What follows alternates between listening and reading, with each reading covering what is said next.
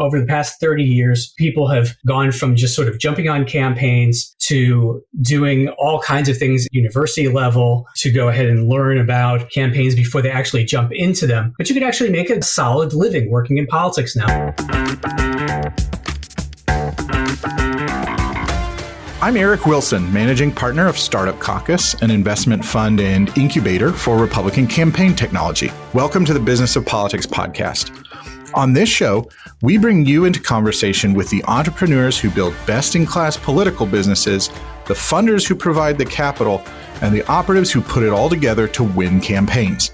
Our guest today is Michael Cohen, the author of the book Modern Political Campaigns: How Professionalism, Technology, and Speed Have Revolutionized Elections. Michael has one foot in academia and another in business. He's a PhD political scientist who lectures at Johns Hopkins University, and through his Cohen Research Group, he provides research services like polling to a number of corporate and public affairs clients. I think Michael has one of the most unique perspectives in the industry because he does straddle both worlds. So in today's podcast, we're going to talk about his book and the insights that he has learned during his career in politics. Michael, I want to start by going through the premise of your book, which is conveniently laid out in the subtitle, and I think it's worth diving into each one. So how has the political industry become more professional? Maybe give us a sense of the brief history there and what that means. Over the past 30 years, people have gone from just sort of jumping on campaigns to doing all kinds of things at university level to go ahead and learn about campaigns before they actually jump into them. But you could actually make a solid living working in politics now. So if you're interested in politics or if you're interested in public policy, you can actually work in the business now as opposed to about 30 years ago when there really wasn't an educational infrastructure around it or even a public affairs infrastructure where you can go ahead and work on policy that you find very interesting throughout your career in between campaigns. How do you develop credentialing programs or experiencing programs that open it up so people who might not have those connections, right? Because it is not really that open of a door right now. I think we can do better to bring more people into the process of the political industry. Yeah, I think there's two ways. Number one, universities need to sort of figure out and reorient some of their programming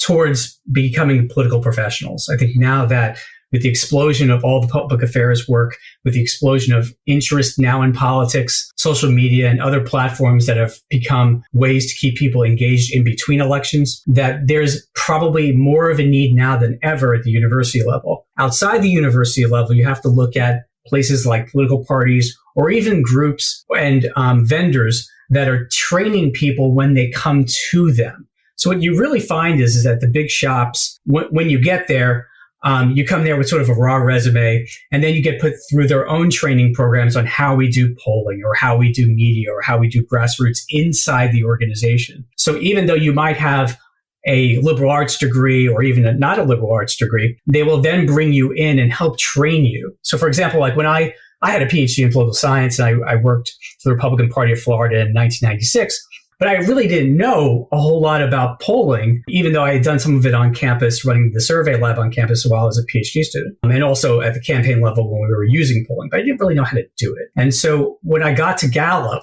they put me through a very intensive program on how it's done and, or at least how they do it. And so you sort of learn at the foot of people who are really good at this, if you get lucky enough to break in, right? If you don't, then like you're saying, like you're really kind of shut out. But what I found though is that in most, great stories of people who have broken into this, you can either break in through the political party, through a vendor, or through just going to a campaign. I recommend going to a campaign directly and just jumping on. And if you volunteer and you show that you're good, in most campaigns and in most great campaign stories, they say, well, this guy came to us. We had no idea who he was, but within a month we hired him.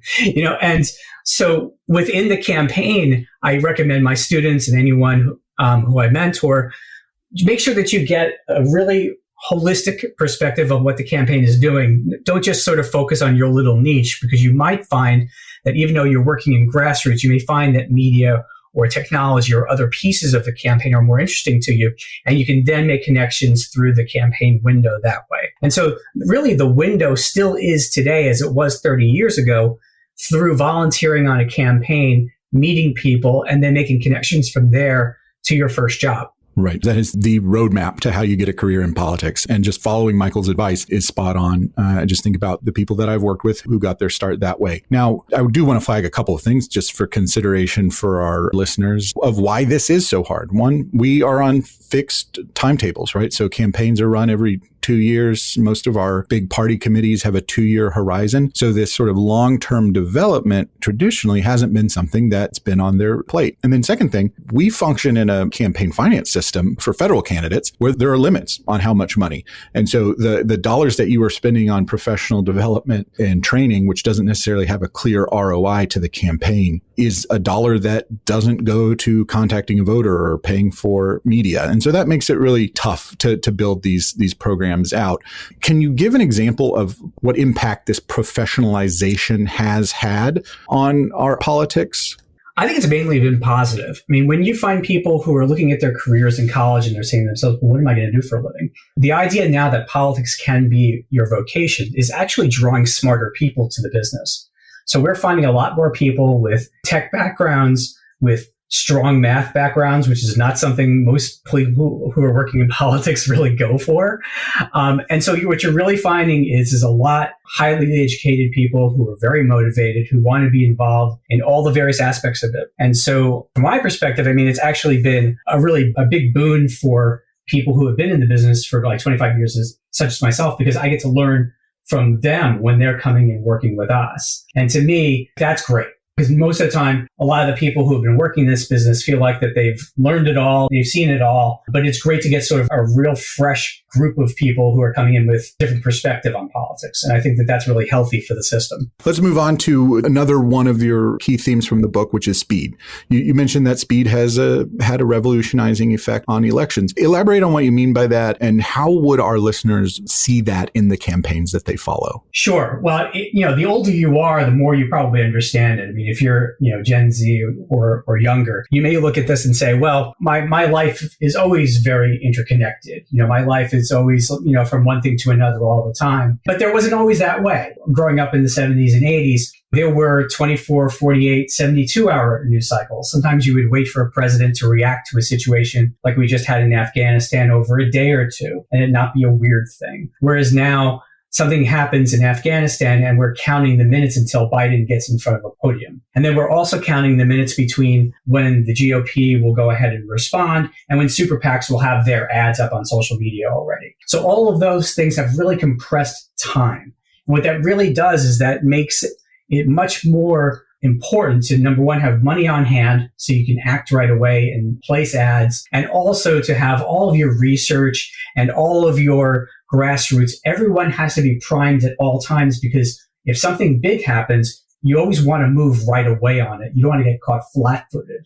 And so campaigns where they used to be 2 and 4 years now, we're essentially now in a new permanent campaign posture. Whereas the old sort of version of the permanent campaign was that presidents would continue to run and members of Congress and everyone who's elected would continue to run. But what's happening now is that because the outside groups are so powerful and they spend so much money, that you're really running a new permanent campaign, which is more 3D chess and more sort of an open world free-for-all online, as opposed to playing checkers, which is what I used to see growing up when I was watching politics. Right. And we'll talk a little bit more about that permanent campaign in just a minute. Talking about speed, it reminds me of a motto that I hear frequently on campaigns, which is speed kills. And of course, that is not in the context of being dangerous, but rather essential to stopping your opponent and meeting them head on. Yeah. If you are out there before your opponent can even communicate, you get to define what that message parameters will be. And that is the worst thing in the campaign, is really losing that kind of view. That is sort of the conventional wisdom on that. I wonder if that holds true. I think it does, because if you saw, and I'm sure you were watching it like we all were, what was going on in Afghanistan, it was pretty clear that Biden was fairly behind the 8 ball. He let essentially the entire thing go probably a day too long. He always seemed to be trying to catch up to the narratives that were going on online. And so those can catch on very quickly, and then you're the one who's the political actor who's reacting to the environment as opposed to shaping the environment. And so Trump was actually very, very good at that, reacting in real time, even though you may or may not like what he said. He was definitely engaged in real time, whereas Biden takes his time to go and make a big speech or sit down or something like that. That is much more traditional than what you were normally seeing in the environment right now. You're listening to the Business of Politics show, speaking today with Michael Cohen, who's the author of the book Modern Political Campaigns, which is a great book about the transformation of electoral politics in this country and around the world, frankly. Michael, I want to now dig into the technology component of your book, which, as you know, Startup Caucus, we're investing in the latest in campaign tech startups, but technology has been driving transformation in our politics for a while. Can you give us a quick history lesson again on tech revolution in politics and how it's going? It sort of begins around the era of television, building on the era of radio. And so technology in campaigns used to be just media technology, where you start with radio, you go through television, you go through cable television, and now it's over the top in streaming. And that's sort of one component of this. Basically, how do you reach people with a message that you define, either from earned media, through the news media, or from paid? And that's one piece of it. But the really big jump and the really big change that I've seen over the past 30 years is really in knowledge about voters. When I was starting out in 1996, going door to door in Southwest Florida, all we knew is that they voted. That's it. We didn't even know any more information about that. We barely knew if they were Democrats or Republicans. We would get lists from the state. We would throw it into clunky DOS software on computers, that you had to crank up with your arm. I'm kidding. But you would get spit out, lists that you would go and you would knock on doors, and 9 out of 10 doors or 8 out of 10 doors, there'd be people who didn't want to talk to you. Whereas now we know so much more about who we're talking to and who we're trying to communicate and influence that it's actually made it much more interesting to run a campaign and much more personalized and much more respectful, I would say.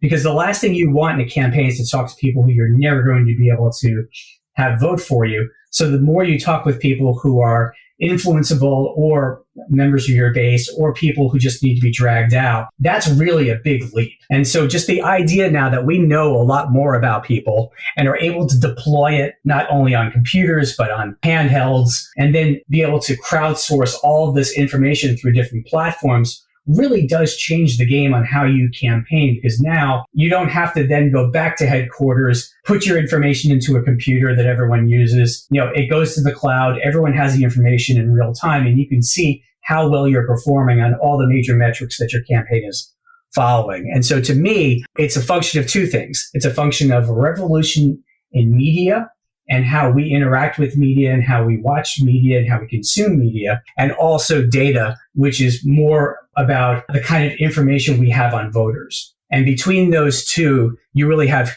huge leaps in how you can be much more efficient with campaign dollars and also much more competitive in races that, frankly, you probably weren't able to 10, 20, 30 years ago.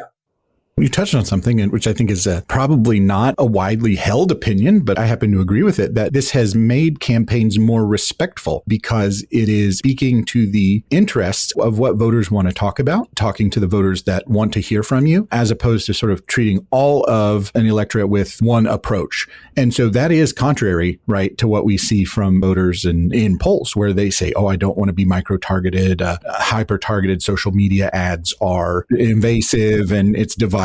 I've seen that too, and I reject that out of hand, because the fact of the matter is I would rather have a feed in my Instagram that talks about things that I'm interested in as opposed to things that I'm not interested in, right? I mean, growing up, I would see a whole bunch of ads on my television that had nothing in the world to do with me. Think about a world where, they're communicating to me as if they not only understand me, but actually care about me. And I think that is a much more respectful way of running campaigns.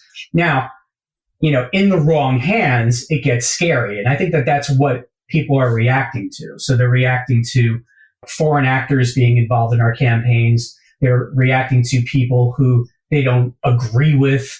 They're reacting to people they think who might have, nefarious ideas about what they want to do and influence you. But the fact of the matter is that it is better for everyone if we as campaigners look at people more as individuals as opposed to big, gigantic groups of people, because that is much more respectful. Michael, so because of this threefold revolution of speed, professionalism, and technology, we've arrived at what you label the permanent campaign. And you're not a fan of that. You write, I know it's good business for political campaign professionals, but I'm not sure this is good for us as a country. Can you elaborate what you mean by that and maybe give some examples? We're not a democracy, we're a republic. What that means is that we elect leaders to go out and make decisions for us. If we like those decisions, we give them a thumbs up or thumbs down, or, we go and we vote for somebody else. And I think that has sort of broken the model. When we don't stop campaigning and we can't focus on what's going on beyond that, or just go back to our lives and just feel like, okay, I can engage or disengage from campaigns whenever I feel like it, then it becomes an always on thing. It really changes the game on how politicians act. So they no longer are willing to make compromises. They're no longer willing to take time to dive deep into something.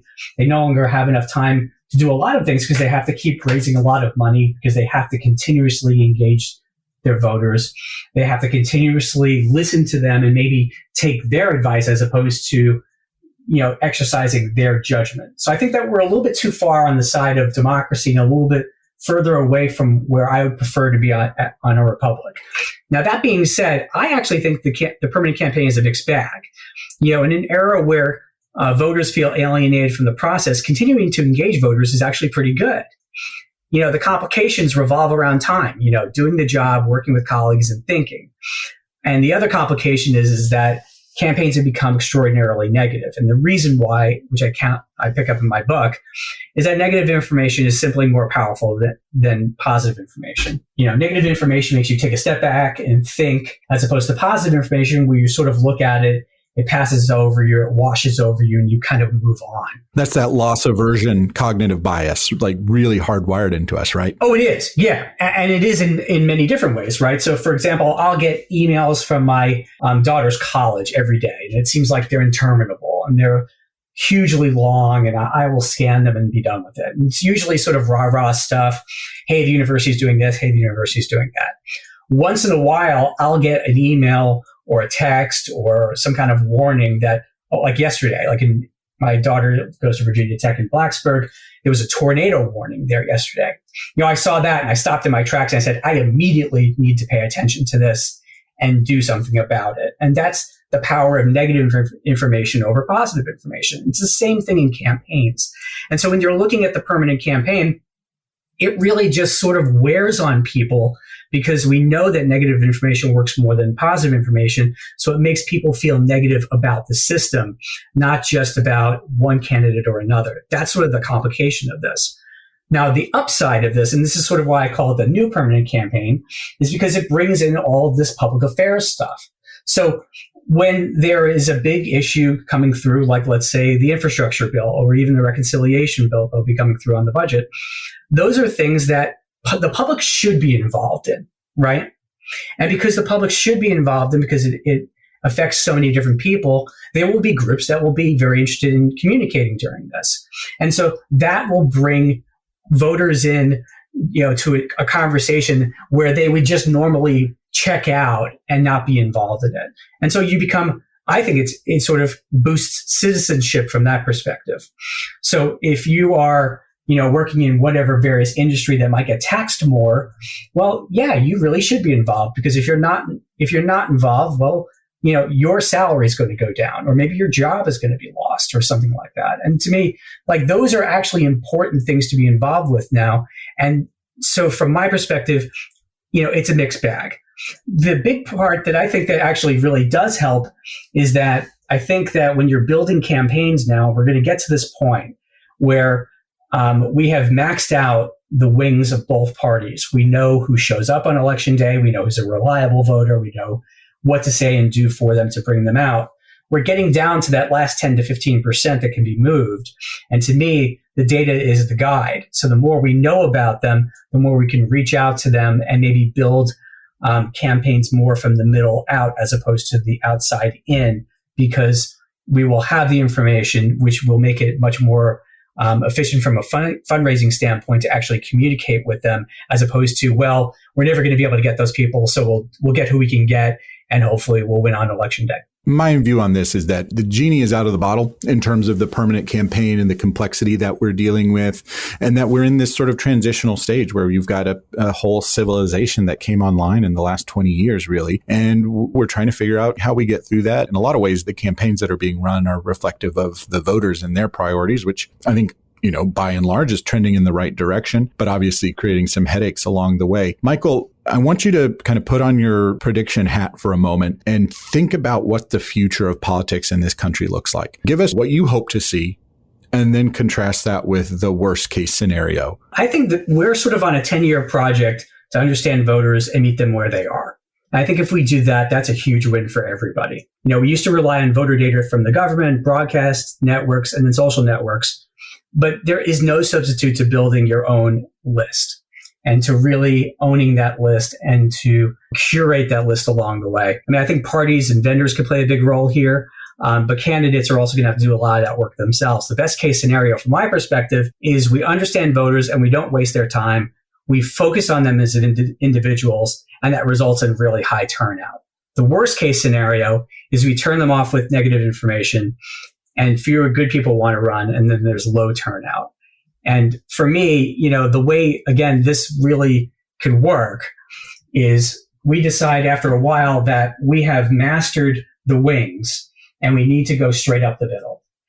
So that's the key from my perspective. We start looking at these voters who will go back and forth, trying to understand who they are, why they go back and forth, and then engage them in ways that are not only smart, but also respectful. And I go back to that word a lot. But to me, if you respect the voters, they will in turn give you more of their votes than not. And I feel like we are on that path because we are now in a situation where we have essentially unlimited storage and technology to be able to keep information on people and then to curate it along the way with research and with behavioral data and be able to go back and say, you know what, this person has sort of changed over time. They used to vote Democrat, now they vote Republican, and we know the reasons why. So when we reach out to them, these are the kinds of things that we should say to them because that's what's important to them, as opposed to, well, you're either for Trump or against Trump. It's not usually a binary choice for people in most elections. It's not one or the other where you support this person, you support that person. It's more of a very interesting complexity. And then because we're going to have that data, we're going to be able to deploy resources against that data to help communicate with people. I want to thank my guest, Michael Cohen, for joining us today. It's been a really fascinating discussion, and I want to thank him for writing this book. It's available wherever books are sold. Just search for Modern Political Campaigns by Michael Cohen. Remember to subscribe to the Business of Politics show wherever you listen to podcasts, and share this episode with a friend if it made you a little bit smarter.